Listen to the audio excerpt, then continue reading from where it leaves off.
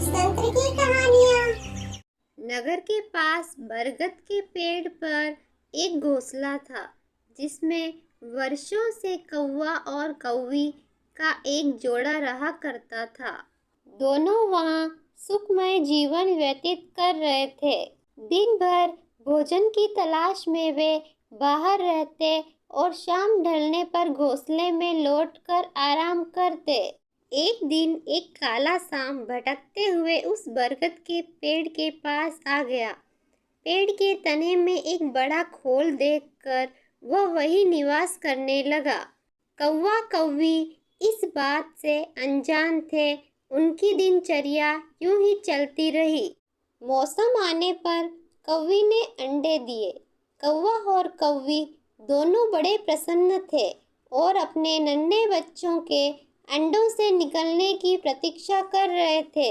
सुनो, मैंने तो सोच रखा है, अगर बेटी हुई तो उसका नाम रिमी रखूंगा। अजी, आपने तो बड़ा प्यारा नाम सोचा है। दोनों आपस में बातें करते रहते हैं। लेकिन एक दिन जब वे दोनों भोजन की तलाश में निकले तो अवसर पाकर पेड़ की खोल में रहने वाले सांप ने ऊपर जाकर उनके अंडों को खा लिया और चुपचाप अपनी खोल में आकर सो गया। कौवा कौवी ने लौटने पर जब अंडों को घोंसले में नहीं पाया तो बहुत दुखी हुए। अजी, मेरे बच्चे कहाँ हैं? कहाँ गए? किसने खाया उन्हें? कौवा कौवी को सांत्वना देते हुए बोला। तुम दुखी ना हो। उसके बाद से जब भी कौवी अंडे देती, सांप उन्हें खाकर अपनी भूख मिटा लेता और कौवा कौवी रोकर रह जाते। मौसम आने पर कौवी ने फिर से अंडे दिए। सुनो जी, कैसे भी करके पता लगाओ कि हमारे अंडों को हर बार कौन खा जाता है। कौवा बोलता है। तुम चिंता मत करो, मेरे पास एक आइडिया है पता लगाने का कि हर बार हमारे अंडों को कौन खा जाता है। इस बार कौवा और कौवी पहले से ज्यादा सतर्क थे। वे जानना चाहते थे कि आखिर उनके अंडे कहाँ गायब हो जाते हैं। योजना अनुसार एक दिन वे रोज की तरह घोंसले से बाहर निकले और दूर जाकर पेड़ के पास छुपकर अपने घोंसले की निगरानी करने लगे। कौवा कौवी को बाहर गया देख काला सांप पेड़ की खोल से निकला और घोंसले में जाकर अंडों को खा गया। आंखों के सामने अपने बच्चों को मरते देख कौवा कौवी तड़प कर रह गए। वे सांप का सामना नहीं कर सकते थे। वे उसकी तुलना में कमजोर थे। इसलिए उन्होंने अपने वर्षों पुराने निवास को छोड़कर अन्य स्थान पर जाने का निर्णय लिया। जाने से पूर्व वे अपने मित्र गीदड़ से अंतिम बार भेंट करने पहुंचे। गीदड़ को पूरा वृत्तांत सुनाकर जब वे विदा लेने लगे तो गीदड़ बोला। मित्रों, इस तरह भयभीत होकर अपना वर्षों पुराना निवास छोड़ना उचित नहीं है। समस्या सामने है तो उसका कोई ना कोई हल अवश्य होगा। कौवा बोला। मित्र, हम कर भी क्या सकते हैं? उस दुष्ट सांप की शक्ति के सामने हम कुछ नहीं कर सकते। हम उसका मुकाबला नहीं कर सकते। अब कहीं और जाने के अलावा हमारे पास कोई चारा नहीं है। हम हर समय अपने बच्चों को मरते हुए नहीं देख सकते। गीदड़ कुछ सोचते हुए बोला। मित्रों, जहाँ शक्ति काम न आए वहाँ बुद्धि का प्रयोग करना चाहिए। यह कहकर उसने सांप से छुटकारा पाने की एक योजना कौवा कौवी को बता दी। अगले दिन योजना अनुसार कौवा कौवी नगर के सरोवर में पहुंचे, जहां राज्य की राजकुमारी अपने सखियों के साथ रोज स्नान करने आया करती थी। उस दिन भी राजकुमारी अपने वस्त्र और आभूषण किनारे रख सरोवर में स्नान कर रही थी। पास ही सैनिक निगरानी कर रहे थे। अवसर पाकर कौवे ने राजकुमारी का हीरों का हार अपनी चोंच में दबाया और कांव कांव करता हुआ राजकुमारी और सैनिकों को दिखाते हुए ले उड़ा। कौवे को अपना हार ले जाते देख राजकुमारी चिल्लाने लगी। सैनिक कौवे के पीछे भागे। वे कौवे के पीछे पीछे बरगद के पेड़ के पास पहुंच गए। कौवा यही तो चाहता था। राजकुमारी का हार पेड़ के खोल में गिराकर वह उड़ गया। सैनिकों ने यह देखा तो हार निकालने पेड़ की खोल के पास पहुंचे। हार निकालने उन्होंने पेड़ की खोल में एक डंडा डाला। उस समय सांप खोल में ही आराम कर रहा था। डंडे के स्पर्श पर वह फन फैलाए बाहर निकला। सांप को देख सैनिक हरकत में आ गए और उसे तलवार और भाले से मार डाला। सांप के मरने के बाद कौवा कौवी खुशी खुशी अपने घोंसले में रहने लगे। उस वर्ष जब कौवी ने अंडे दिए तो वे सुरक्षित रहे। इस कहानी से हमें यह शिक्षा मिलती है कि जहाँ शारीरिक शक्ति काम न आए वहाँ बुद्धि से काम लेना चाहिए। बुद्धि से बड़ा काम किया जा सकता है और किसी भी संकट का हल निकाला जा सकता है। एक पेड़ पर हंस और कौवा साथ रहते थे। जहाँ हंस स्वभाव से सरल और दयालु था, वहीं कौवा धूर्त और कपटी था। कौवे के इस स्वभाव के बावजूद हंस ने अपने सरल स्वभाव के कारण कभी उसका साथ नहीं छोड़ा और वह वर्षों से उस पेड़ पर उसके साथ ही रहा। एक दिन एक शिकारी शिकार के प्रयोजन से जंगल में आया। वह दिन भर शिकार के लिए भटकता रहा, किंतु उसे कोई शिकार प्राप्त न हो सका। अंत में थक हार कर तीर कमान एक और रख कर वह आराम करने उसी पेड़ के नीचे बैठ गया जहाँ हंस और कौवा का निवास था। शिकारी थका हुआ था। कुछ ही देर में पेड़ के नीचे गहरी नींद में सो गया। पेड़ की छाया में शिकारी सूध-बूध खोकर सो रहा था, किंतु कुछ देर बाद पेड़ की छाया हट गई और शिकारी पर धूप पड़ने लगी।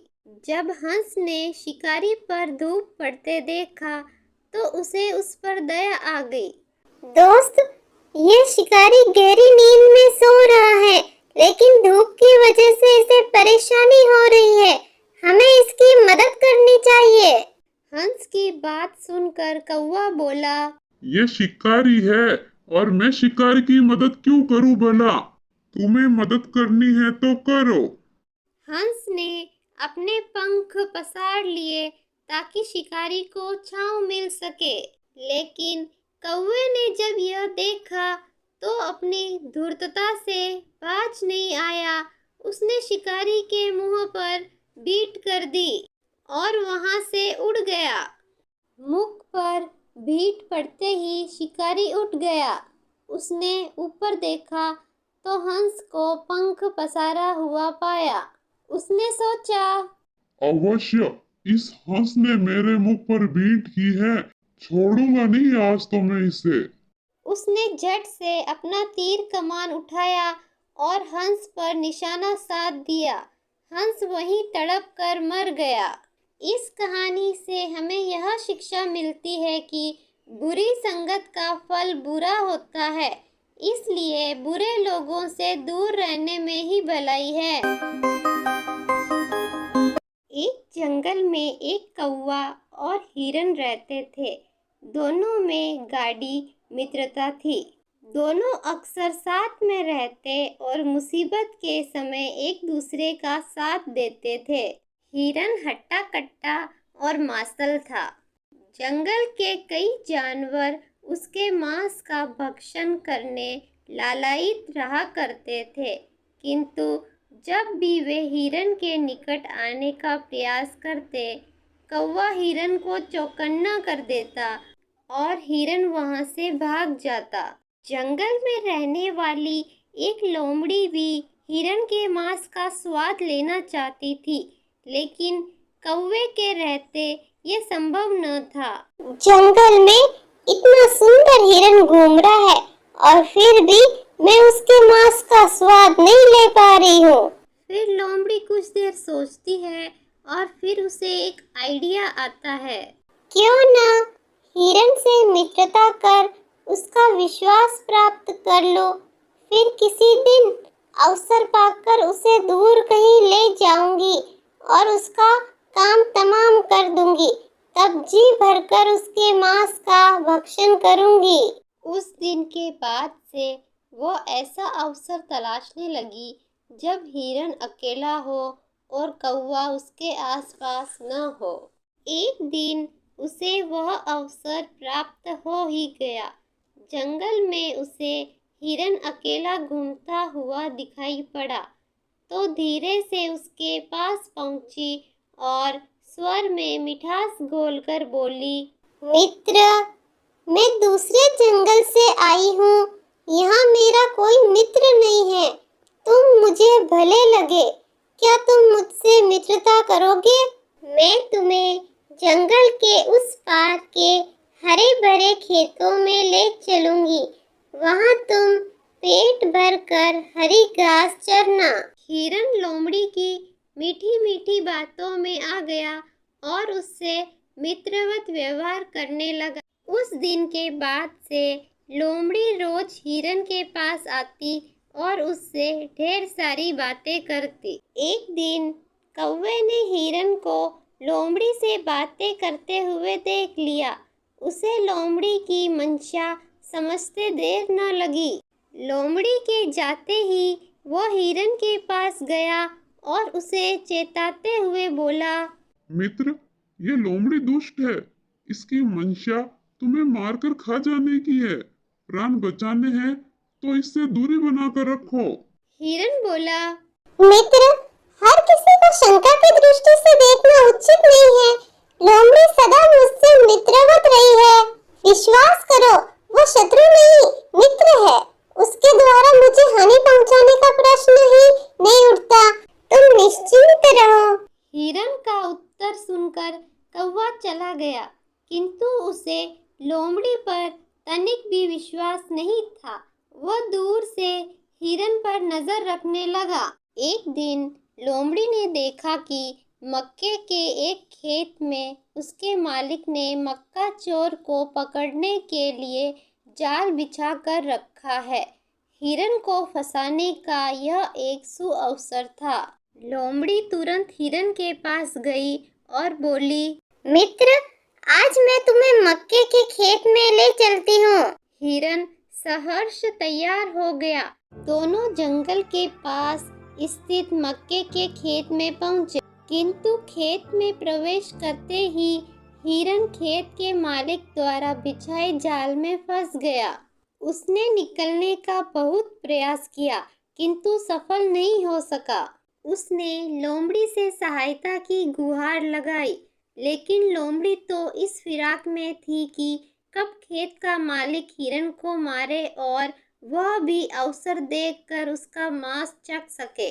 उसने हिरन को उत्तर दिया, इतने मजबूत जाल को काटना मेरे बस की बात कहाँ। तुम यहीं ठहरो, मैं सहायता लेकर आती हूँ। यह कहकर लोमड़ी खेत के पास ही झाड़ियों के पीछे छुपकर खेत के मालिक की प्रतीक्षा करने लगी। इधर जंगल में अपने मित्र हिरन को न पाकर कौवा खोजबीन करता हुआ मक्के के खेत में आ पहुंचा।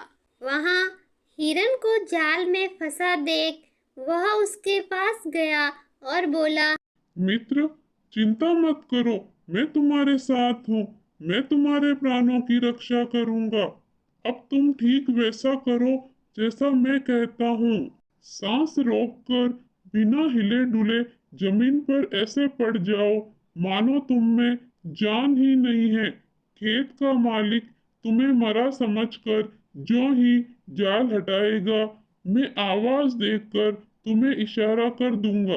बिना एक क्षण गवाए तुम भाग खड़े होना। हिरन ने वैसा ही किया। खेत के मालिक ने उसे मरा जानकर जैसे ही जाल हटाया, कौवे ने इशारा कर दिया और इशारा मिलते ही हिरन भाग खड़ा हुआ। हिरन को भागता देख खेत के मालिक ने हाथ में पकड़ी कुल्हाड़ी पूरे बल से उसकी ओर फेंकी, किंतु हिरन बहुत दूर निकल चुका था। वह कुल्हाड़ी झाड़ी के पीछे छुपी लोमड़ी के सिर पर जाकर लगी और वो वहीं ढेर हो गई। लोमड़ी को अपनी दुष्टता का फल मिल चुका था। इस कहानी से हमें यह शिक्षा मिलती है कि मित्र का चुनाव करते समय हमेशा सावधानी रखो। कभी भी किसी अजनबी पर आंखें मूंद कर विश्वास न करो। एक बार एक कौवा जंगल में रहता था। वह अपने काले रंग से बहुत परेशान था। वह बिल्कुल संतुष्ट नहीं था। कैसे हो कालू कौवे? देखो सारे पक्षी तो कितने सुंदर बनाए भगवान जी आपने, मुझे ही काला क्यों बना दिया? एक दिन उसने एक हंस को देखा। उसने सोचा, यह हंस इतना सफेद है और मैं इतना काला हूँ। यह हंस तो दुनिया का सबसे सुखी पक्षी होना चाहिए। फिर कौवे ने हंस से अपने विचार व्यक्त किए। हंस ने उत्तर दिया, मैं एक तोता को देखने से पहले सबसे खुश पक्षी था। तोता जो 2 रंग का था।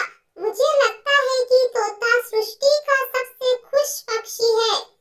कौवा फिर तोते के पास पहुंचा और फिर कौवे ने तोते से अपने विचार व्यक्त किए। तोते ने समझाया, अरे भाई, जब तक मैं मोर से नहीं मिला था तब तक मैं बहुत खुशहाल जीवन जी रहा था, क्योंकि मेरे पास तो केवल 2 ही रंग है और मोर के पास तो बहुत सारे अलग-अलग रंग है। क्या कहा? मोर? क्या मोर तुमसे भी बहुत सुंदर है? हाँ काले कौवा, मोर मेरे से कई ज्यादा गुना सुंदर है। फिर कौवा चिड़ियाघर में एक मोर के पास गया और उसने देखा कि मोर को देखने के लिए बहुत सारे लोग आए थे। कौवा मन ही मन सोचने लगा, अरे, इस मोर को तो दुनिया का सबसे सुखी पक्षी होना चाहिए। देखो, इसे देखने के लिए कितने लोग आए हैं और मेरा तो नाम लेते ही लोग भाग जाते हैं। फिर कौवा मोर के पास गया और कहा, आप तो कितने सुंदर हो। हर दिन हजारों लोग आपको देखने आते हैं और जब लोग मुझे देखते हैं तो वे तुरंत मुझसे दूर हो जाते हैं। मुझे लगता है दुनिया के आप सबसे सुंदर और खुश पक्षी हो। मोर ने जवाब दिया, मैं हमेशा सोचता था मैं दुनिया का सबसे सुंदर और खुश पक्षी हूँ, लेकिन मेरी सुंदरता के कारण मैं इस चिड़ियाघर में फंस गया हूँ। इसलिए मुझे लगता है कि कौवा एकमात्र ऐसा पक्षी है जिसे पिंजरे में ही नहीं रखा जाता है। पिछले कुछ दिनों से मैं सोच रहा था कि अगर मैं एक कौवा होता तो मैं खुशी से जहाँ मर्जी वहाँ घूम सकता था। मोर की बात सुनकर कौवा प्रसन्न होकर वहां से चला गया। इस कहानी से हमें यह शिक्षा मिलती है कि हम हमेशा अपने गुणों को कम आंकते हैं और दूसरों को महत्व देते हैं। एक जंगल में एक चिड़िया और कौवा कौवी रहते थे। वह पास पास के पेड़ों पर ही घोंसला बनाकर रहते थे। वे पड़ोसी थे। कौवा और कौवी आलसी थे। उन्हें ज्यादा मेहनत करना पसंद नहीं था, लेकिन चिड़िया बहुत मेहनती थी। उनके घोंसलों के पास ही एक बहुत बड़े बरगद का पेड़ था। वह भी चिड़िया और कौवा कौवी का अच्छा मित्र बन गया था। ऐसे ही कुछ दिन बीत गए। एक दिन जंगल में बहुत बड़ा तूफान आया। पूरा जंगल तहस नहस हो गया। चिड़िया और कौवा कौवी के घोंसले भी पूरी तरह नष्ट हो चुके थे। खाने के लिए भी कुछ नहीं बचा था। उनकी ऐसी दुर्दशा देखकर पेड़ को दया आ जाती है और वह उन्हें हिम्मत देने की कोशिश करता है। अब हम क्या करेंगे?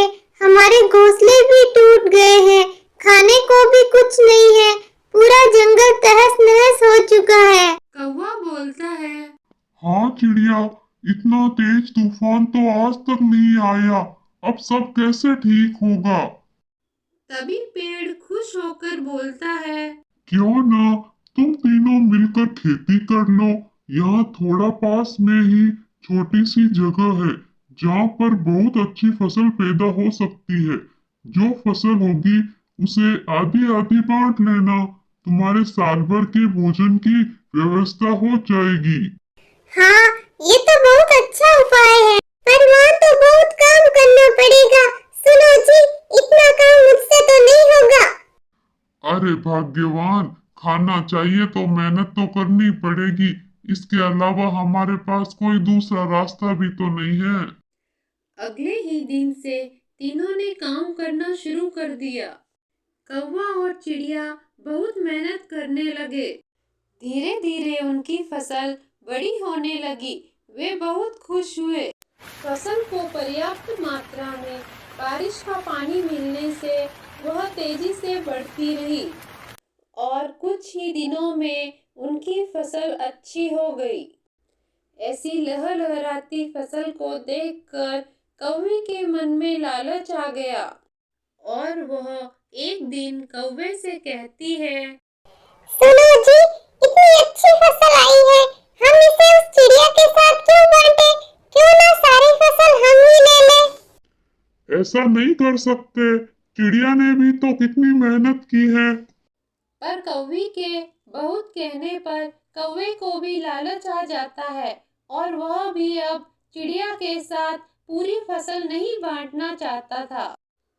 दूसरे दिन जब सभी फसल के पास आते हैं, तब कौवा चिड़िया से बोलता है, चिड़िया, देखो हमारा तो परिवार भी बड़ा है और तुम तो अकेली ही हो, इसलिए फसल का 1/4 भाग तुम्हारा और बाकी सारा हमारा। पर बात तो आधे आधे अनाज की हुई थी, फिर क्या हुआ अब? चिड़िया की बात सुनकर कौवी बोलती है, तुम तो अकेली ही हो, तुम्हारे तो इतनी सी फसल बहुत है, हम तो खाने वाले भी जाता है, तुम इतने अनाज से क्या करोगी? कौवा कौवी की बात सुनकर चिड़िया निराश हुई, पर उसने कुछ नहीं कहा और वह मान गई। चिड़िया पूरे दिन अपनी फसल की देखभाल करती और उसे कीड़ों से बचाती। कुछ दिन ऐसे ही बीत गए और फिर फसल काटने के दिन आए। चिड़िया ने फसल काटने की सारी तैयारी कर ली, लेकिन वहाँ कौवा कौवी अपने ही हार में मस्त थे। उन्होंने कुछ तैयारी नहीं की। अगले दिन जब सभी खेत में थे, तब चिड़िया बोलती है, फसल काटने का समय आ गया है, अगर जल्दी फसल नहीं काटी तो आने वाली बारिश से फसल बर्बाद हो जाएगी। चिड़िया की बात सुनकर कौवी बोलती है, हम अपनी फसल काट लेंगे, तुम अपना ध्यान रखो, अभी कई दिनों तक बारिश नहीं आएगी, हम काट लेंगे आराम से। कौवी की बात सुनकर चिड़िया कुछ नहीं बोली, लेकिन वह निराश हो गई। कुछ दिन में ही चिड़िया ने अपनी सारी फसल काट ली और अनाज जमा कर लिया और वहाँ कौवा कौवी ने अब फसल काटनी शुरू की। उनकी फसल बहुत ज्यादा थी, उन्हें फसल काटने में बहुत समय लगने वाला था। पर दूसरे ही दिन आसमान में काले बादल छाने लग गए। बारिश कभी भी हो सकती थी। कौवा और कौवी डर गए। उन्होंने जल्दी जल्दी फसल काटनी चाही, पर वह नहीं काट पाए और देखते ही देखते जोरदार बारिश शुरू हो गई। बारिश से बचने के लिए कौवा और कौवी पेड़ पर जाकर बैठ गए। उनकी सारी फसल बर्बाद हो गई। कटी हुई फसल भी पानी के साथ बह गई और वह दोनों यह सब दूर बैठे पेड़ पर देखते रह गए। पर अब वह कुछ नहीं कर सकते थे और यहाँ चिड़िया अपने अनाज के साथ आराम से अपने घोंसले में बैठी थी। अच्छा हुआ मैंने समय पर अपनी फसल काट ली, नहीं तो इस बारिश की वजह से मेरी सारी फसल बर्बाद हो जाती। इस कहानी से हमें यह शिक्षा मिलती है कि ज्यादा लालच करने का यही परिणाम होता है। चिड़िया ने अपनी समझदारी से काम लिया तो वह आज सुखी है, लेकिन कौवा और कौवी आलसी और लालची है, जिसका परिणाम वह भुगत रहे हैं। बच्चों, ये कहानी है एक कौवे और खाना चुराकर भागने वाली लोमड़ी की। जंगल के पास में ही एक घर था। उस घर से एक लोमड़ी हमेशा खाना लेकर भाग जाया करती थी और एक कौवा लोमड़ी को रोज खाना चुरा कर ले जाते हुए देखा करता था। वह कौवा भी इसी बात के लिए सोचा करता था कि इस लोमड़ी से खाना कैसे छीन लूं। इस लोमड़ी के तो मजे हैं, हमेशा स्वादिष्ट स्वादिष्ट खाना खाती है। मुझे कोई ना कोई तो उपाय ढूंढना ही पड़ेगा इस लोमड़ी से खाना छीनने का। नदी के पास ही लोमड़ी की गुफा थी। लोमड़ी भोजन ले जाकर आराम से बैठ के अपना भोजन किया करती थी और यहाँ कौवा पेड़ पर बैठा बैठा यही सोचता रहता कि लोमड़ी से कैसे खाना छीन ले, पर उसे कोई भी उपाय नहीं सूझ रहा था। लोमड़ी की दिनचर्या तो वैसे ही बीत रही थी। रोज लोमड़ी घर से खाना चुरा कर ले जाती और अपनी गुफा में आराम से बैठ के खाती थी और कौवा रोज लोमड़ी को खाना चुरा कर ले जाते हुए देखा करता था, पर कौवे के हाथ कुछ नहीं लगा। ऐसे ही कुछ दिन बीत गए और कौवा और लोमड़ी के बीच में लुका छुपी का खेल चलता रहा। आखिरकार फिर एक दिन कौवे को एक उपाय सूझ ही गया। एक दिन कौवा पेड़ पर बैठा हुआ था। उसे भूख भी बहुत जोरों से लगी हुई थी।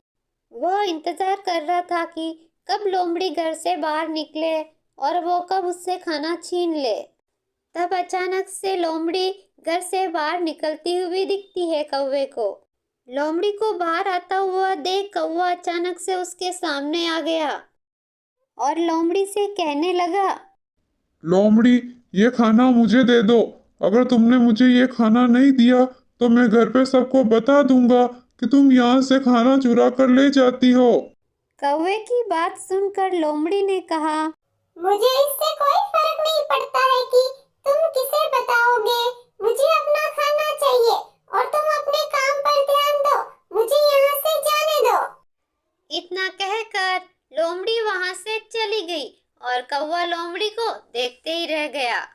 ये लोमड़ी तो बहुत ही चतुर और चालाक है, ये ऐसे नहीं मानने वाली। अब इसका एक ही उपाय है और मुझे वही करना पड़ेगा। कौवे को पता था लोमड़ी किसी की बात नहीं मानेगी, इसलिए कौवा अपने साथियों के पास जाता है मदद मांगने के लिए और अपने दोस्तों से कहता है, उस लोमड़ी को हमें सबक सिखाना चाहिए। वह किसी की भी बात नहीं मान रही है। वह लोमड़ी अपने आप को बहुत ही चतुर और चालाक समझती है। हम सभी को मिलकर उसे सबक सिखाना होगा। और इस तरह बहुत सारे कौवे भी उसी पेड़ पर आकर बैठ गए। सुबह का वक्त हो गया था और लोमड़ी के आने का समय भी हो रहा था। लोमड़ी समय अनुसार उस घर से खाना लेकर निकली। लोमड़ी जैसे ही खाना लेकर बाहर निकली, सारे कौवों ने उसके इर्द गिर्द डेरा डाल दिया। इतने सारे कौवों को एक साथ देखकर लोमड़ी बहुत डर गई और उसने खाना वहीं छोड़ दिया और वहां से भाग गई। उसके बाद लोमड़ी काफी दिन तक वहां नहीं आई, क्योंकि लोमड़ी समझ गई थी कि वहां बहुत सारे कौवे हैं और वह उसे खाना नहीं ले जाने देंगे। इसके विपरीत कबूतर दयालु और एक गांव के किनारे एक खेत में एक चतुर कौवा और एक भोलू कबूतर रहा करते थे। कबूतर भोला भाला और सीधा साधा था, जबकि कौवा बहुत चालाक था। कौवे का स्वभाव भी खराब था तथा स्वार्थी और अहंकारी था। कौवा कभी किसी के सुख दुख में साथ नहीं देता था, जबकि इसके विपरीत कबूतर दयालु और परोपकारी था और सर्वदा दूसरों के सुख दुख में साथ देता था। एक दिन कबूतर को खाने के लिए कुछ भी नहीं मिला। वह पूरे जंगल में इधर उधर भटकता रहा। वह भूखा ही इधर उधर देखता रहा। तभी कौवा एक रोटी लेकर आया। कबूतर ने सोचा कि संभवतः वह थोड़ी बहुत रोटी उसको दे देगा, लेकिन कौवे ने तो कबूतर से पूछा तक नहीं और चुपचाप पूरी रोटी खा गया।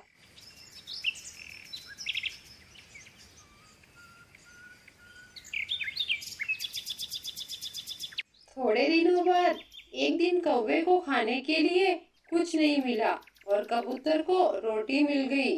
भूख से व्याकुल कौवे ने जैसे ही कबूतर के मुंह में रोटी देखी तो वह झट से कबूतर के पास आकर बोला, मित्र, आज मेरी तबीयत बहुत खराब हो रही है। अब तो उठने बैठने की हिम्मत भी नहीं रही। ऐसा लगता है जैसे मेरे पेट में कोई बार बार चिल्ला रहा है। मैं कहीं से दवाई लाकर दूं तुम्हें? कबूतर ने बड़ी सहजता से पूछा। नहीं नहीं मित्र, दवाई की कोई आवश्यकता नहीं है। मेरी पीड़ा रोटी से दूर हो सकती है, लेकिन तुम्हारे पास तो एक ही रोटी है। इसे तुम खाओगे या मैं? कौवे ने बड़ी चतुराई से कहा। भोला भाला कबूतर कौवे की बातों में आ गया और अगले ही पल यह रोटी उसे देते हुए बोला, लो मित्र, पहले तुम खा लो यह रोटी, ताकि तुम्हारी पीड़ा दूर हो सके। मैं तो भूख को सहन कर लूंगा। कौवा तो बस इसी ताक में था। उसने झट से कबूतर से रोटी ली और मन ही मन बहुत खुश होने लगा कि उसने कितनी चालाकी से कबूतर की रोटी प्राप्त कर ली। उसके पास ही बैठा कुत्ता यह सब देख रहा था, जो पहले से ही रोटी पाने की फिराक में था, लेकिन दोनों पंछियों की नजरों में वह नहीं आया था। जैसे ही कौवे ने रोटी पकड़ी, उसने उछलकर कौवे को धर दबोचा। कौवा चिल्लाता ही रह गया। अरे, मैंने चालाकी से रोटी प्राप्त की है, इसे ले लो, मुझे छोड़ दो। लेकिन अब क्या था, दूसरों के भोलेपन का नाजायज फायदा उठाने की सजा से वो बच नहीं सका। कबूतर यह सोचते हुए उड़ गया कि अरे, ईश्वर जो भी करता है अच्छा ही करता है। यदि रोटी मेरे पास होती तो मृत्यु सुनिश्चित थी, लेकिन कौवे ने मेरे साथ धोखा किया, इसलिए यह सजा उसे मिल गई। इस कहानी से हमें यह शिक्षा मिलती है कि हमें कभी भी किसी के भोलेपन का फायदा नहीं उठाना चाहिए। कहानी को लाइक, शेयर और सब्सक्राइब जरूर करें।